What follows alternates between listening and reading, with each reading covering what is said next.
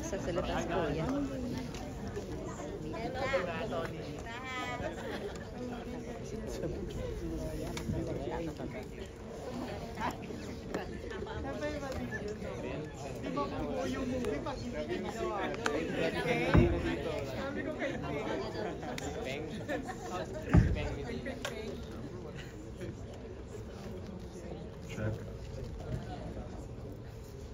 Once again, a big round of applause for what he did. You know, I've realized one thing while watching this film. Hindi pala nakakala yung itsura namin ni Tony. Sir Mario, baka naman.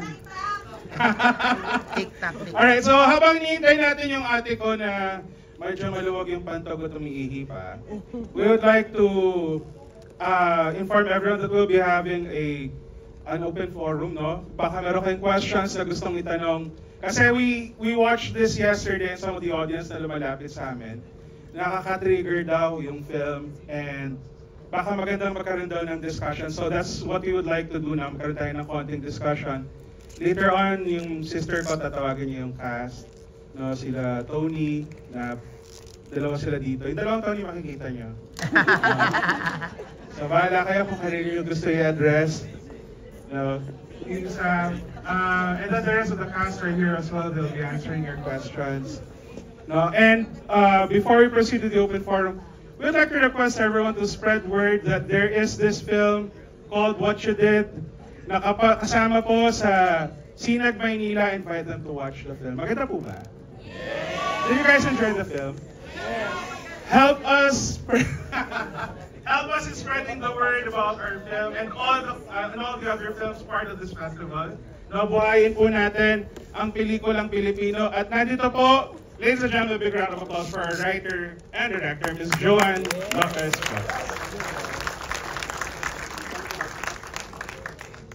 Thank you. Nahihilig ako. Sana po nagustuhan niyo yung pelikula. Kung nagustuhan niyo po, parinigan po ng palakpak. Malakas yung palakpak nila kanina nung talaga? Umiihi kasi ako. Ayun. Kanina ko pa binibigay kasi ayoko mamiss yung reaction niyo. Pero this is the first time we had a public screening na kaming lahat nakanood. We had a regular screening yesterday. It really feels so different to see it up on the big screen. I'm just really overwhelmed. But before I burst out into some other emotion, meron po kaming konting opportunity if you guys, kung meron pa po tayong members of the press here, and actually any one of you guys, our friends, loved ones who want to ask questions to our cast, may I just ask our cast to come down with me here, please? Is it okay? Just for a quick talk back po. Tony, Direk Epi, Lizana, Iggy, El, Ping. Alright. At saka yung kanina na hindi ko na-acknowledge na part ng production, nakita niyo naman gano'ng kainis yung sorry talaga nakaka-overwhelm pag nandito ako sa baba.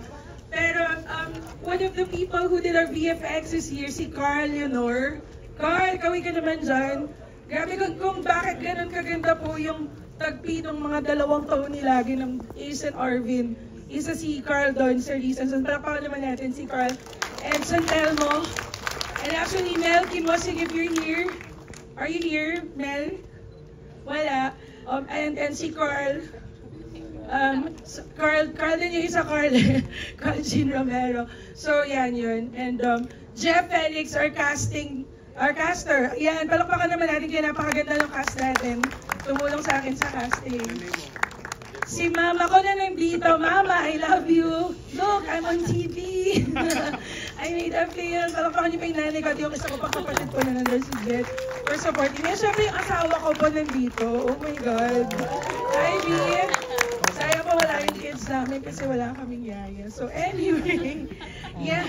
Alright, so that was a call kung may yaya kayo. Ay, hindi may yaya kami, nagbakasyon lang. Nagbakasyon. Oo, nagkataon lang. Pero gusto ko munang bigyan niyo po naman sigabong palakpakan yung mga ladies and gentlemen that are here with me for their performance.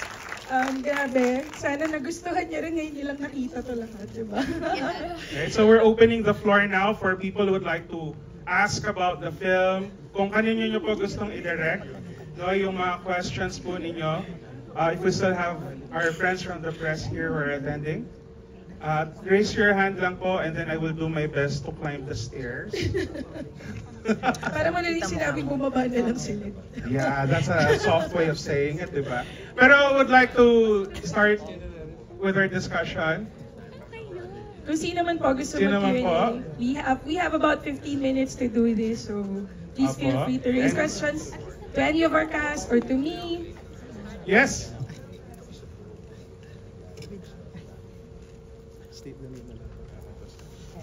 First of all, congratulations to everyone. Tony, Derek, and Sana, and lahat po nung cast, Sir Epi. Sobrang galing po ng movie and nakarelate din ako lalo na kasi nung pandemic times, diba? So, and about mental health yung movie. So, my name is Vito Santos po. I'm a content creator from YouTube and Facebook and also Instagram. My name is Vitox po. I do movie reviews. And my question po is for Derek and Sir Tony Labrusca. So first, for Sir Tony Labrusca, how hard it is to play a duality role and yun nga, iba kasing personality ng dalawang yun. So, paano mo nagawang parang i-separate silang dalawa and how hard it is to film like that? And how is the process? Actually, I couldn't have done it without Derek's help.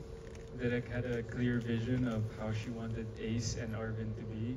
And yeah, every time that I was unsure, she would just give me really clear direction. She gave me lots of research material, articles to read about split personality, references, movie references that I could have watched as well. It wasn't easy. It really took hard work and everybody had to work together. But I think I couldn't have done it if it wasn't for Derek. Like me personally as an actor, I don't think I'm personally capable of doing that. Like Derek just gave me such good advice and guidance. So yeah. Thank you, Tony. Do you want me to add to that, or do you have a question for me? Yeah, sure. I have a question. Okay. And you can add it. No, that was for Tony, but did you have a question? Yeah, my question for you, Derek, is how did you come up with this concept of the film?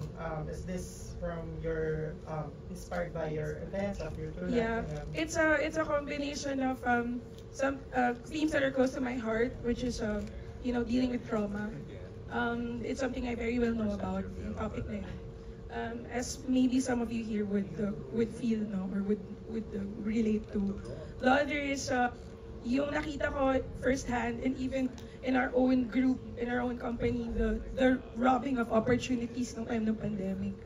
No, I mean, feeling ko lang something has to be done about that to just reflect the journeys of people who go through such big challenges like that, na bigla ka tinanggalan ng opportunity.